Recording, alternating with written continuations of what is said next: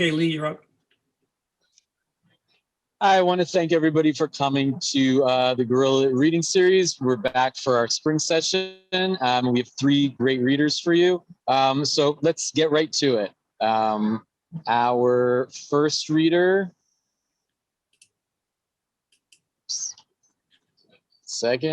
our first reader is Jason Schwartzman. His essays and stories have appeared in the New York Times, New York Magazine, Narratively, The Rumpus, Hobart, River Teeth, Nowhere Magazine, Human Parts, Mr. Beller's Neighborhood, Hippocampus Magazine, and elsewhere. He's a founding editor of True Inc., a revival of the classic adventure magazine. No One You Know is Schwartzman's debut book. Please welcome Jason.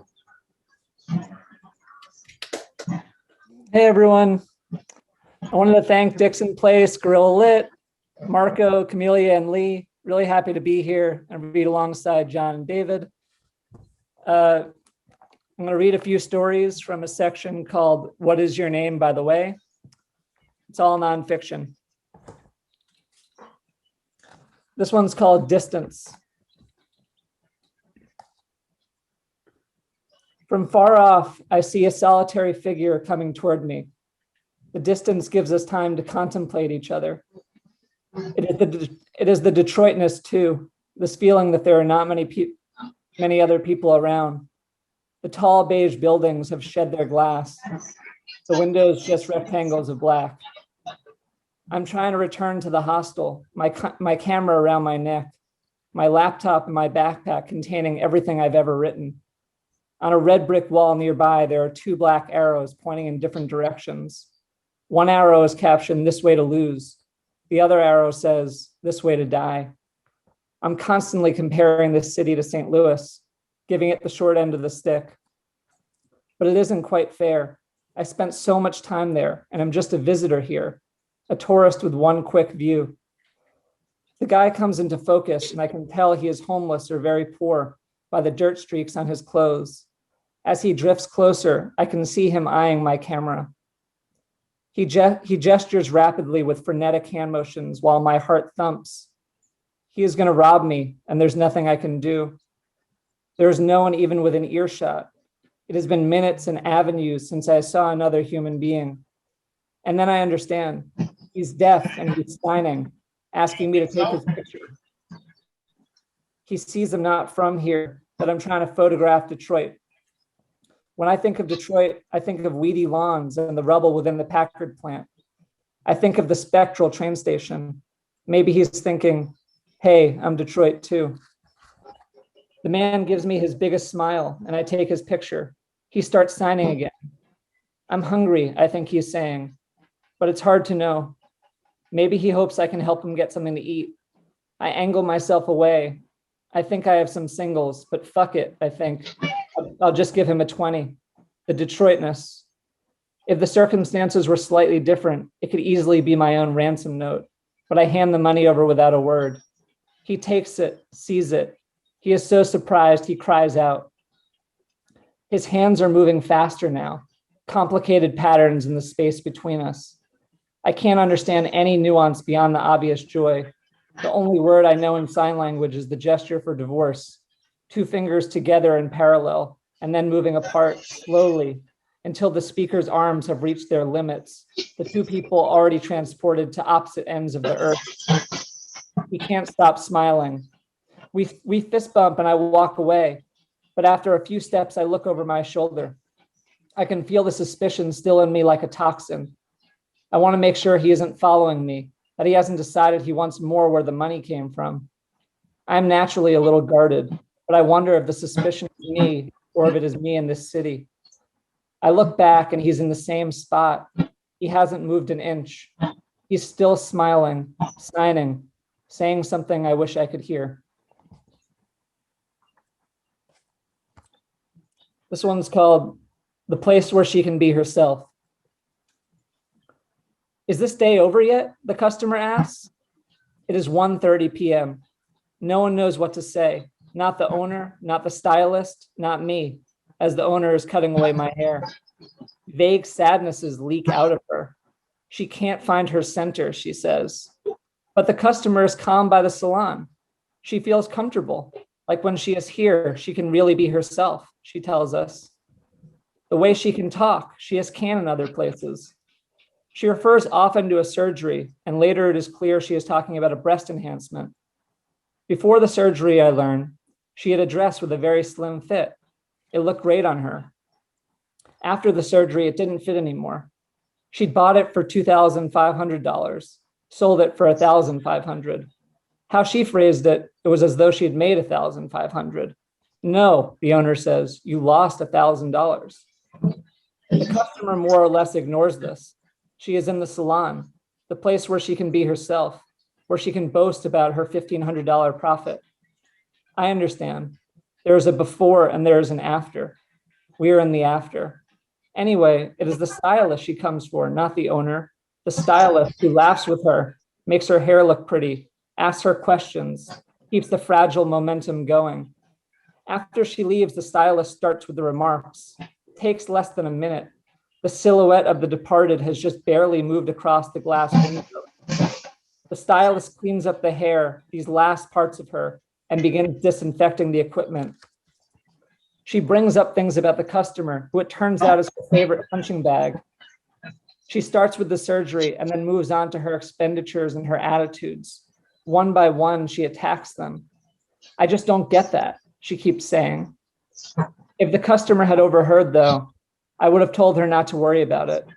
We all have to sell for a loss sometimes. This one's called Quick and Dirty. There's a hole in my roof, so the contractor arrives. We get into it right away. His second job could be a professional beer drinker.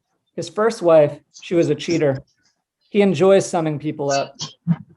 You're a thinker, I can tell that.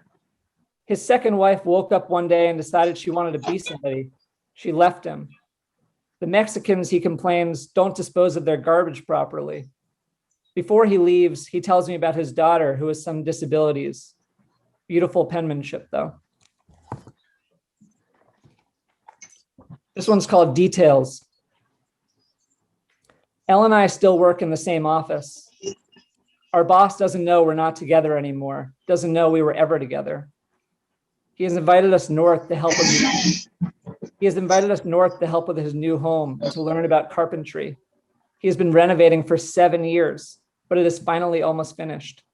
Every free second he has goes into the house, his Saturdays, his Sundays. His fiance is there too. He calls her love. We bike past crumbling brick houses until we reach the dreamy property where they live. There is a secret passageway that joins 2 rooms for their kids someday, and we squeeze through its small hole. He gives us a tour of the bedroom and the kitchen, showing us a painstaking amount of detail. 7 years worth of the texture of certain woods, of the way the light hits specific windows. It is as though his love for the house lives inside the details he describes. Elle and I are there to learn, but mostly we stand on ladders, stuffing insulation recycled from jeans. Blue dust slips past our surgical masks. It clings to our throats. One day soon, I'm sure, she will remove my picture from her wallet. We are still transitioning out of our intimacy. There is so much dust I can barely see. Not her constellation of freckles, not her ink-colored eyes. This one's called the History Channel. My mom is friends with his mom, and we hang out when we were little. Later, not so much. Years pass. His family comes to visit my family.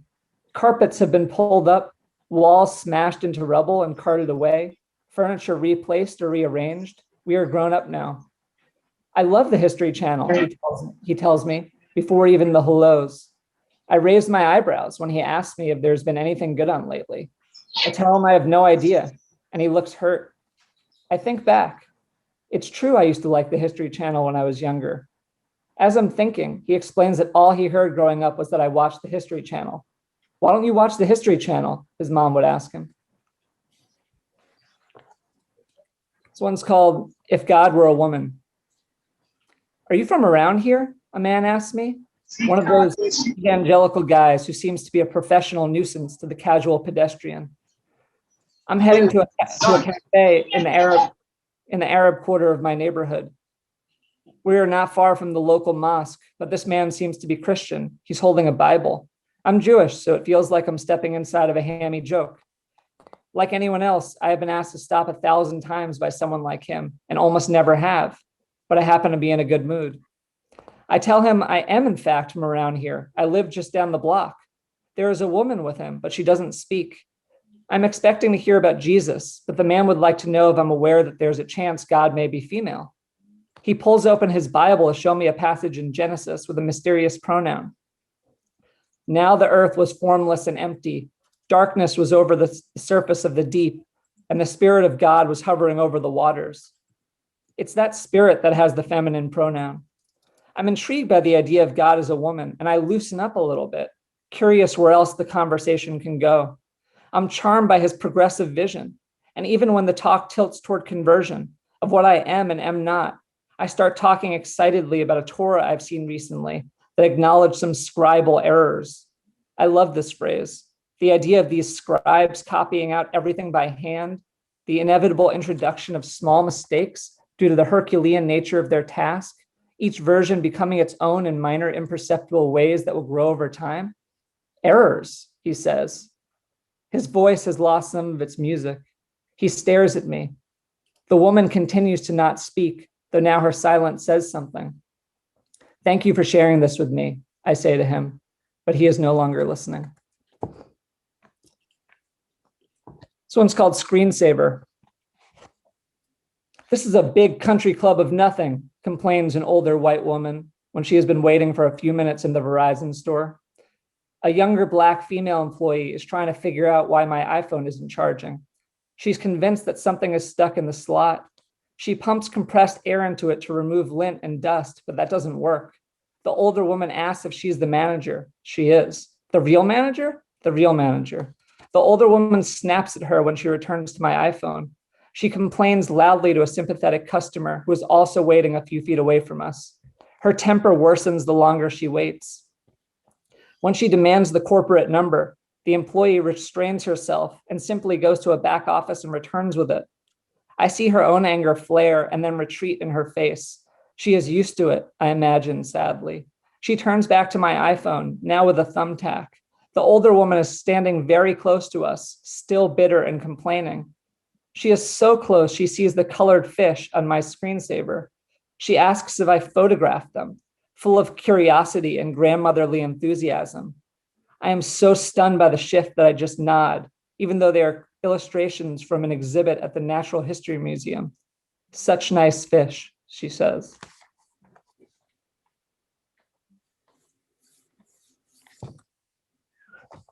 This one is called She Used to Be Someone Else Too. It is late and the bus is still an hour away from this small town in the northern neck of upstate New York. I'm outside on a bench. Inside there are pinball machines no one is playing. We start slowly. I ask if she's sure the bus will really come. It will, she says. She sees I'm on my laptop and slips me the Wi-Fi password for the coffee shop next door. She takes out some cigarettes. On some days she has to choose, she says, cigarettes or food.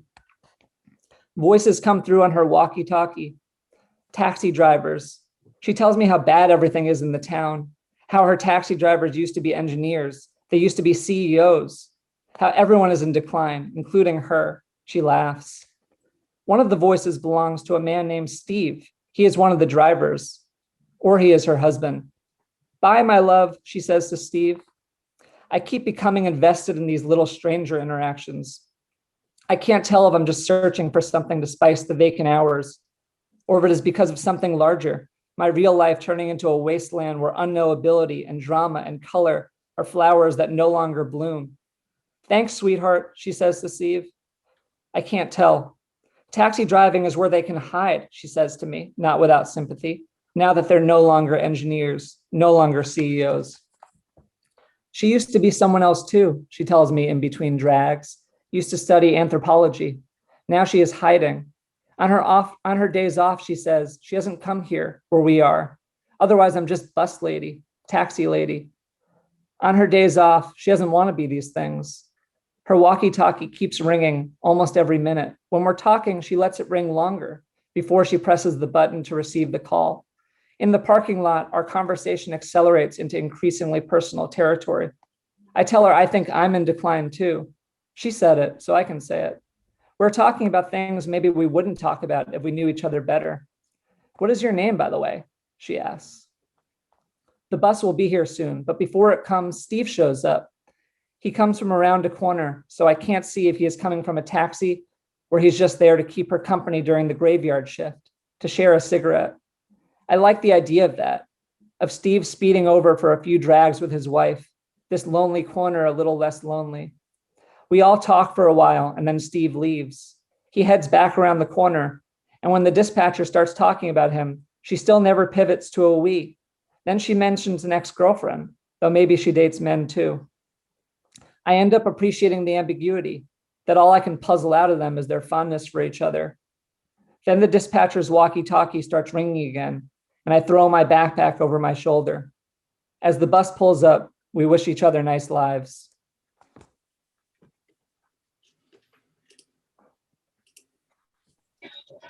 Thank you so much, Jason. Our next reader is John Romer. He is a writer and editor based in San Francisco. He is the founder and senior editor of Outpost 19, an award-winning book publisher. He is queer, a San Francisco resident since 1991, and an explorer of urban change. Romer studied literature and fiction writing at Northwestern. His novel, Fine Windows, is available now. Please give a warm welcome to John.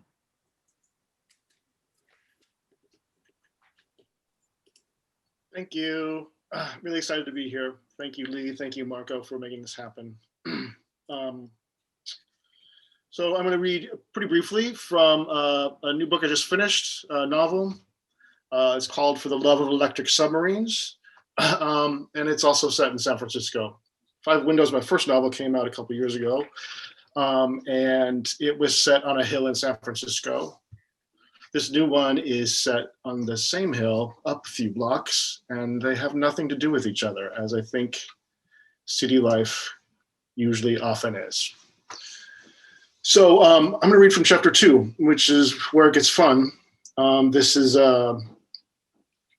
goes into a little bit of the history of a central character who lived around the time of the Great Earthquake in San Francisco. The rest of the novel is set in the present time, the past 30 years, tracking lives between the 1990s and now. But this one is about the man who built the house that they all used to live in or drink in or do something in. And it's set in about 1908. So it's called Luca, A Boy Among Woodmen. 30 years ago, the center of the world was across town. A row of 3 Edwardians stood tall and stately, each with its own tower of sunny bay windows, each topped by a gold leaf, onion-shaped dome, like you see at the Kremlin, or around local Russian churches, or behind animatronics inside It's a Small World. They're striking because they look purely fanciful, like they are not actually useful, or they used to mean more than they do now. On the 3 Edwardians, on top of each of their domes, the same weather vane was ceremoniously planted. A bare-chested man balancing on his tiptoes, one leg stretched behind and one arm stretched forward, muscles rippling, pointing windward. The figure was inspired by a charismatic dock worker, the light-footed driver of an electric submarine. The vanes rarely turn in the same direction, but they signal something earnest and exuberant, something special from the start. Pietro Luca built the apartments quickly over the summer of 1908. 2 years after the ground had settled from the earthquake and the city was trusting the earth under its feet again. He'd arrived 8 years before, he'd seen the filth of the port and the debauchery of its wealth, and when the quake hit, he rode it out on a quiet hillside, by himself with the rumble, on a solo breakfast picnic of packed sausage and hard cheese. Then he watched the city burn and walked through the ruins that smelled like damnation, believing what it needed was calm and clean refuge, respectable homes for respectable people who wanted to be surrounded by the same. On the edges of the city, simple shacks popped up, small clapboard houses, purpose-built for anxious families left homeless by the disaster, parents and their children, sometimes multiple generations. Back then, they were cramped, stripped down and basic, but dry, safe, and cheap. Bare-boned, Luca called them, crude, disturbing. His own family was an ocean or two away, but he found these tiny dwellings unacceptable. They gave him the shivers, sending him on wide detours, convinced a proper family could never rise from there. Luca had no means and no room to talk. He had a long way to go before a shack of his own. He lived alone in a boarding house run by Woodmen of the World, a bargain-priced residence devoted to the well-being of virtuous working single men. Day and night, it felt a few ticks short of that, raucous and foul-smelling, the halls busy with fistfights, the walls scarred from arguments, the stench of booze and smoke in the carpet and stairs. Luca kept to himself and rarely spoke to his fellow residents. He hurried in and out, eyes on the floor. There were no kitchens or dining halls, so hunger lay thick, delivering wild mood swings among his fellow lodgers. He tried to get along, but was kicked out repeatedly for his own quiet rule breaking, keeping fish that went bad on the floor of his room. Woodman gave him his start, though, a single bed, a bureau with drawers, and a bathroom down the hall he shared with a dozen men.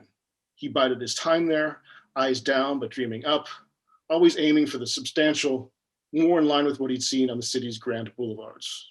On the floor of his room, he sketched on fishmongers' papers, noting new developments, duplicating the floor plans, and keeping long lists of ready and available parts. He didn't start from scratch. He stuck to his notes from his walks around the city, days he couldn't stand the woodman's chaos. He only added a few flourishes. The onion domes were inspired by his hometown in Italy, fundraising pamphlets for the churches of San Remo. And the vanes, the original vanes, were meant to be nautical, a ship with 3 masts like the one he arrived on. They're meant to signal safe harbor, to keep families close, he told his bankers. And overall, the 3 buildings, they'll be conspicuously nice, comfortable, congenial, to attract the right people who will never want to leave. It took 8 years, but after scrimping and scraping, he stood in front of a few lenders and unrolled his sketches, the whiff of fish traveling with them let loose in the room. He talked fast and pushed hard without breathing through his nose, and thanks to all his plannings, won speedy approval. Handshakes came quick, followed by a signed deal, which also included accelerated repayments, because that was Luca's way. He liked doing things quick, no matter the cost or his full understanding. He'd left Italy in a hurry, with his father on his deathbed after suffering a bad fall from a rented horse. A mindful dresser, he had leaned down to swipe at the dust on his shoes and ended up landing on the back of his neck. No one would say where his father was headed or why he'd rented the horse in the first place, except that he was headed away from his family's home, notoriously overcrowded, jammed with many children, and he was carrying a dozen roses when he fell.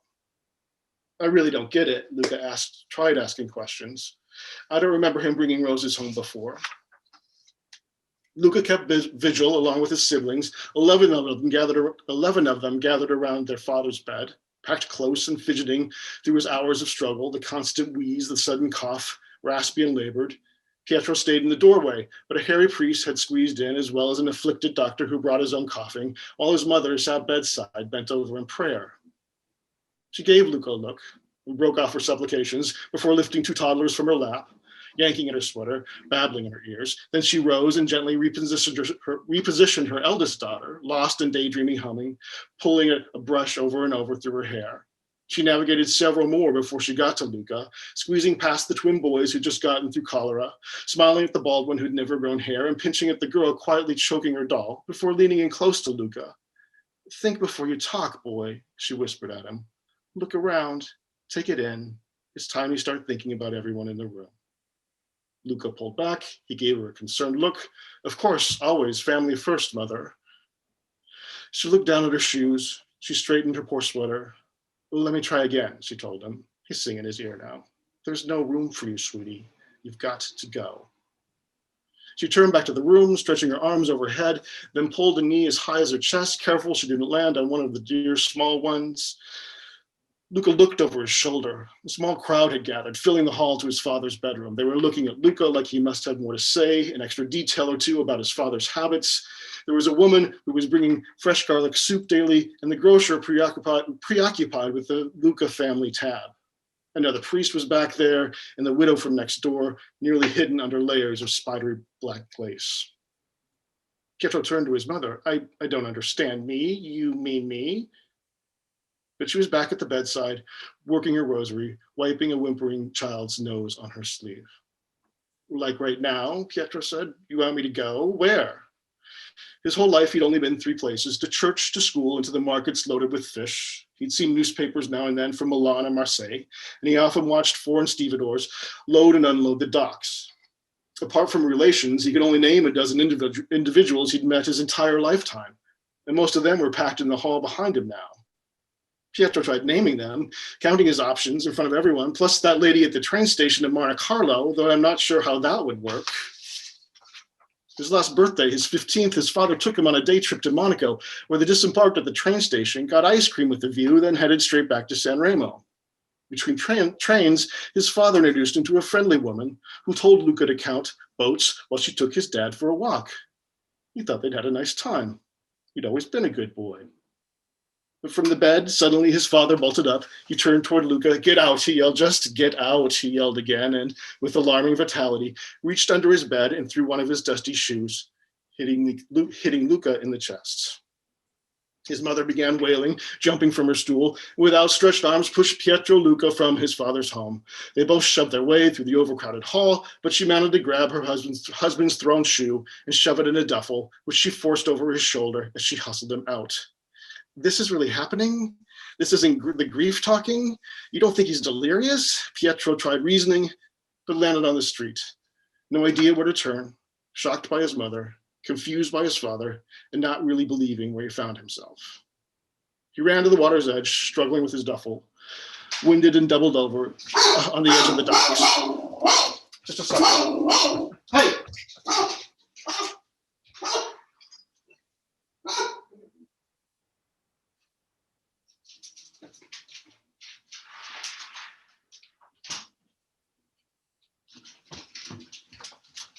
Wow, thought that was a break-in. It happens.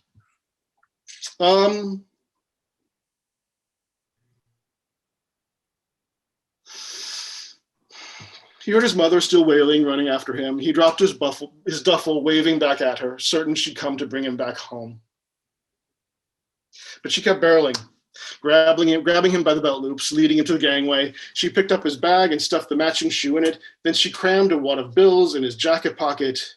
He stumbled when she pushed him, almost landing headfirst into the briny drink. He finally got to the ship's rail, where he tried to wave her down, but she was already hightailing it back home. The ship stopped in Malta before it passed Gibraltar, then crossed to Brazil in the Strait of Magellan. He spent 3 months in a steerage hammock in the ship's dark bowels, assaulted by coarse language and forces bigger than common sense. Sorry for the interruption. That was, I guess, my door was blown open by the wind, and my little lame dog was nuts. So thank you. Your dog was into it, John. That's all you could say. Right Yeah. there with me. Really good listener. We're in a Zoom world now, so what can you do? No, thank you so much, John, for reading. And we're going to go to our last reader of the night. The last reader is David Winner. His Kirkus recommended novel, Tyler's Last, concerns Patricia Highsmith and Tom Ripley. His first novel, The Cannibal of Guadalajara, won the Givell Nobel Prize and was nominated for a National Book Award. A co-editor of Writing the Virus, an anthology of writings about COVID in these times. He is the fiction editor of The American, a senior editor at Statorek, and a frequent contributor to the Brooklyn Rail. His writing has appeared in The Village Voice, The Millions, Iowa Review, Kenyon Review, Fiction, and several other venues in the US and the UK. His latest novel, Enemy Combatant, is available now. Please welcome David. Hi, Professor! Yay! Thank you so much, everybody. And thank you so much, Lee and Marco, for having me, and John and Jason for reading with me. Okay, so my protagonist, Peter's life has fallen apart. His mother's died really suddenly. His wife has demanded child separation. He's become psychotically enraged by George W. Bush administration abuses. And he's just recovering from 2 insane days with his friend Leonard in Turkey, from which he's escaped to the Republic of Georgia, which is nearby. This is 2005. Pick up at the Stalin Museum, June 5th, 2005, Gori, Republic of Georgia. Peter shadowed German tourists as they followed the young guide with the brightly dyed blonde hair and heavy accent. They trod on threadbare carpets through grandiose hallways, past gargantuan statues, commemorating the great man that Peter had only learned was Georgian since landing the day before in Tbilisi. The guide wagged her finger at her charges at the end of the tour, regaled them with all the biblical horrors due Europe and America before Stalin had saved the day, then disappeared down cracked marble stairs to her office in the basement. While Peter went through Stalin mugs and Stalin t-shirts at the gift store, he imagined some Georgian version of himself buying similar merchandise at the ranch in Crawford, owned by Stalin's contemporary equivalent in the United States. Walking past socialist realist posters of George W. Bush's disgraceful aircraft carrier triumph and Baroque life-size statues of him, Cheney, and Rumsfeld, tapping the nation's airwaves, smiling approvingly outside of foreign jails as their charges dunked POWs in buckets of water and shocked them with electricity. The familiar fury rattled through Peter, but he learned how to right himself. Closing his eyes and clasping his arms on his hands, he waited for his body to stop shaking the way it did whenever he thought about his president. Once the rage had dwindled, leaving him achy and shell-shocked, Peter ran out the door of the museum to investigate the shack in which Stalin had spent his early childhood, then tramped through the quaint bulletproof train car he'd used during the war. Peter had reached the street and started back towards the bus station when one of the rickety Ladas from the 70s that he'd seen all over Tbilisi drove by. The dinky plastic box with the word taxi in bold magic marked letters explained why it was slowing in front of him.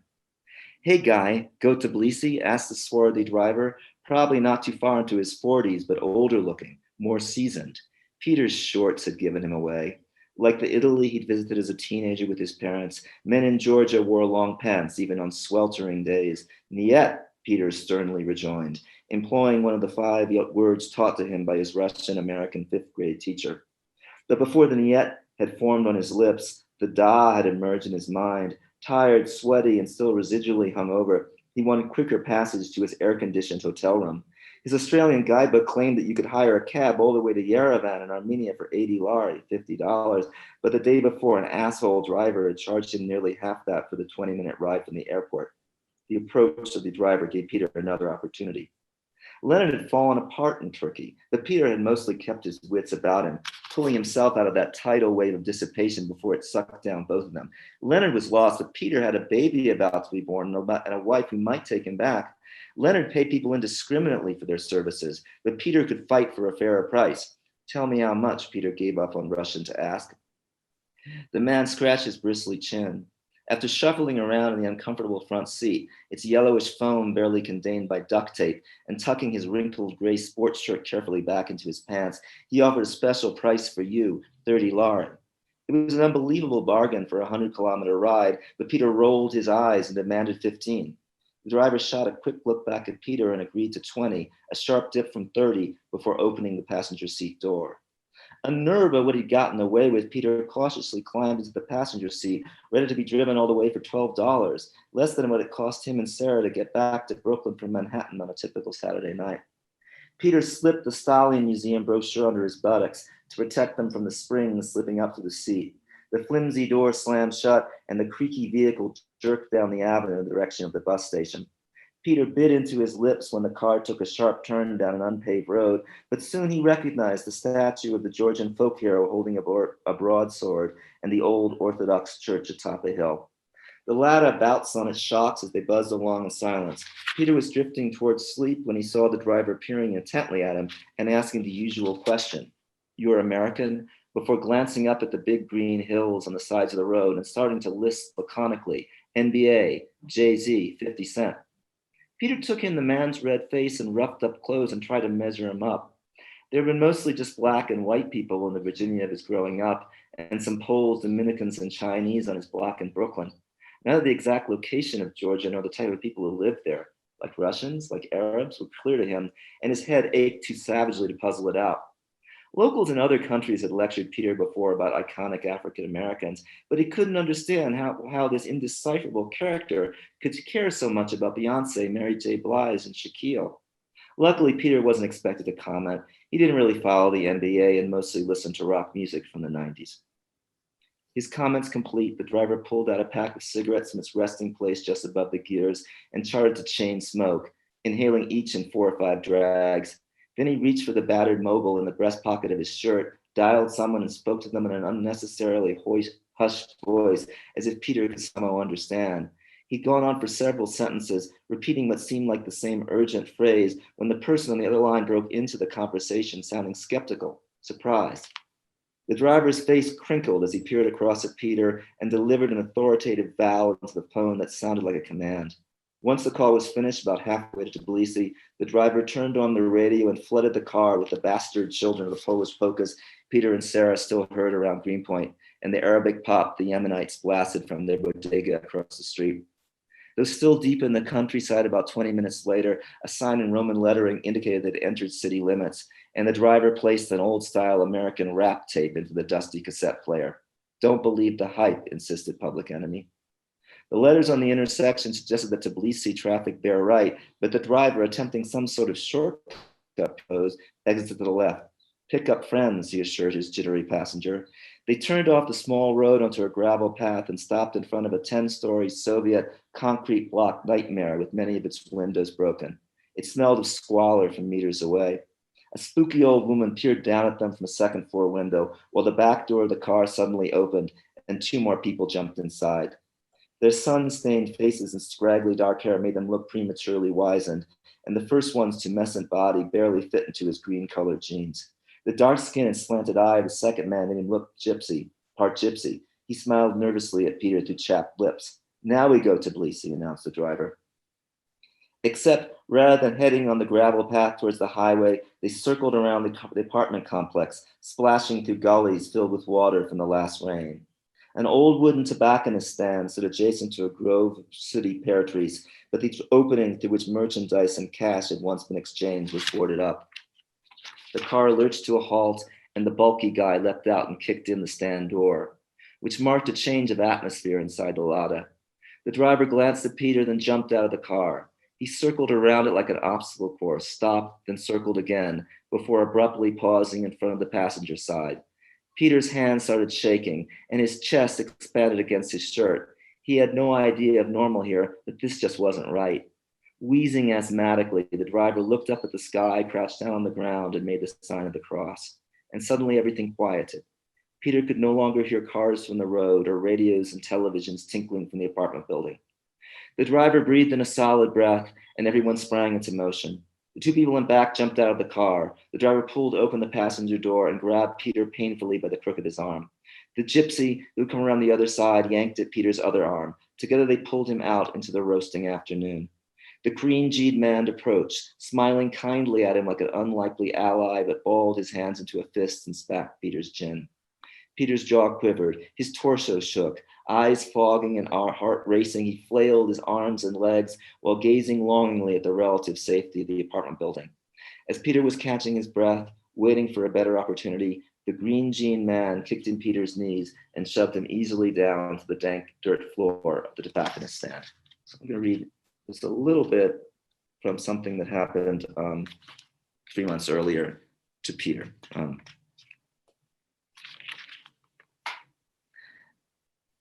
Until the taxi arrived at the hospital and the doom on Aunt Sophie's face erased all hope.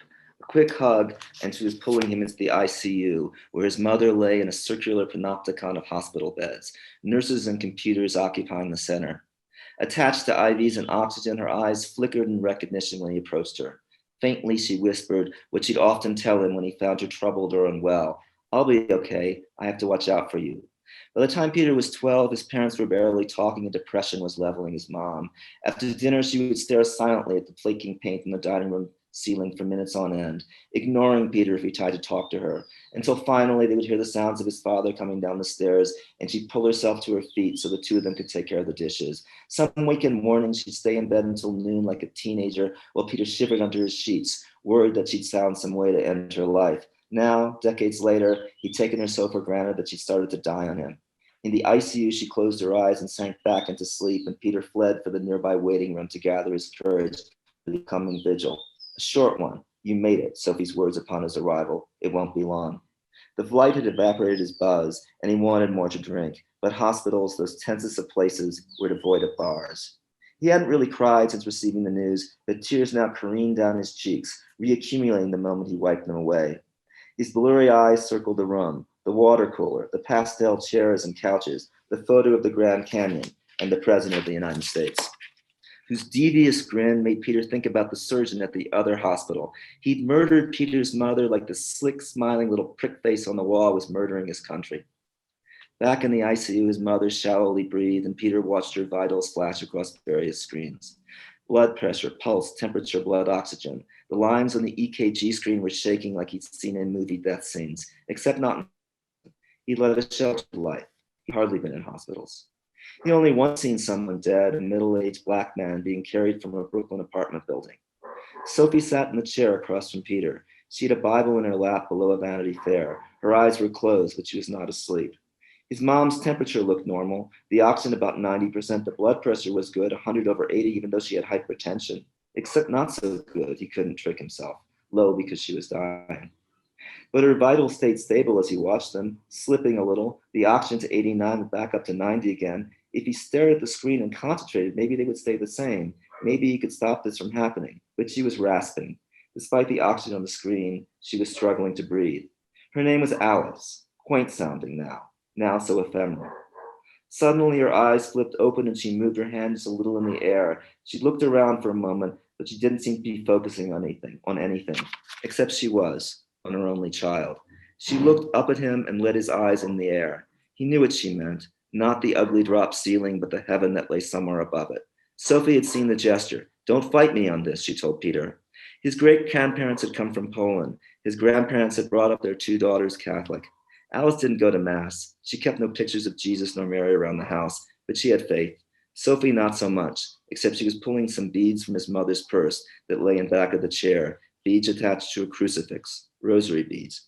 She'd purchased them before the first surgery, when she began to feel so ominously ill. Our Father who art in heaven, began Sophie. Peter mumbled the words that he'd learned when his mother had briefly insisted that they go to Sunday Masses together at St. Vincent's, the church near the grounds of the university. So thank you so much. Thank you so much, David. I want to thank all of our readers, Jason, John, and David. Please look in the chat for purchase links for all of their wonderful books and support them as well. Support Dixon Place. We as Guerrilla Lit will be back in May. We'll still be on Zoom. Maybe in the fall, we'll be back at Dixon Place. Who knows? But for now, you could follow us and come back next month when we'll be back on Zoom. And again, thanks all for all the readers, and thanks everybody for coming out.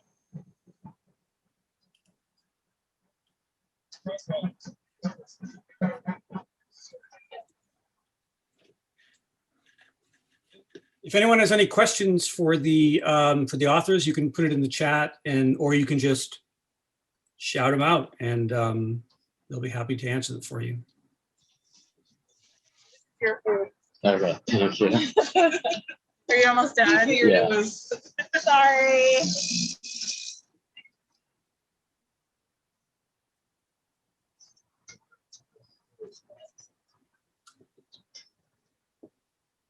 No questions for the authors?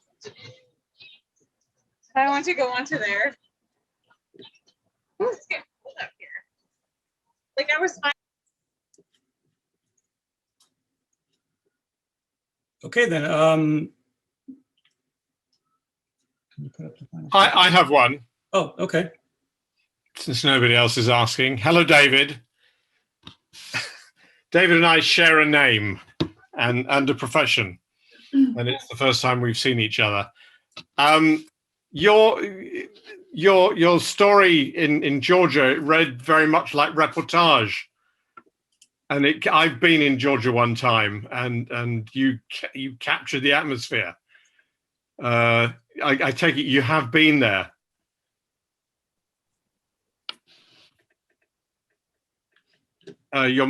You're muted. I can't hear. Sorry. Yes, I have been there. Thanks very much. Yeah, I was there 6 or 7 years ago. Yeah, it was very much like the way I described it, except everyone was really pleasant. No one did anything threatening or strange. But yeah. But there's an atmosphere of, There is an atmosphere. Yeah, yeah, exactly. yeah. And I never went to Gori, but I hear it's a very bizarre place to anybody who doesn't think that Stalin is a wonderful person. Right, right. Well, you forswore that perversion. It was perverted to go to Gori, but I went there anyway. And hello. Hello, so nice to see you. Thank you so much for coming.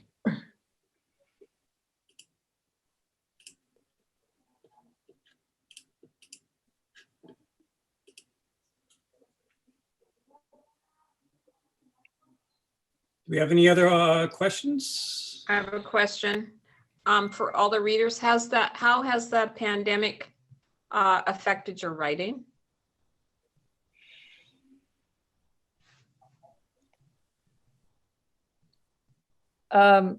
Yeah, so I think weirdly for me, it led to a really productive period, just because it siloed me inside the house, and didn't feel like there was a lot else to do. So some of my excuses for not writing didn't really fly anymore. Yeah, it wound up being kind of I didn't write this book during this period, but it did feel like kind of a little bit of a reawakening, which was really nice. So at least one nice thing for me came out of the pandemic. Yeah.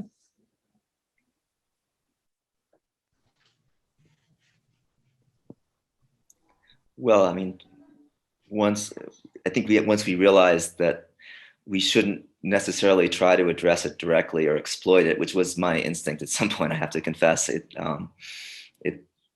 does become a period in which you get stuck inside and find it easier to write. I mean, I think that there was something in the New York Times soon after it started, sort of suggesting that writers shouldn't try to immediately write about it. And I think that's really wise. I think it's something that all of us, writers or non-writers, will become part of our worlds, fictional worlds and non-fictional worlds sometime in the future. But yeah, I think we lost John. I'm not sure. We did, yeah. I don't see him in the in the list. Any other questions for our two authors that are with us?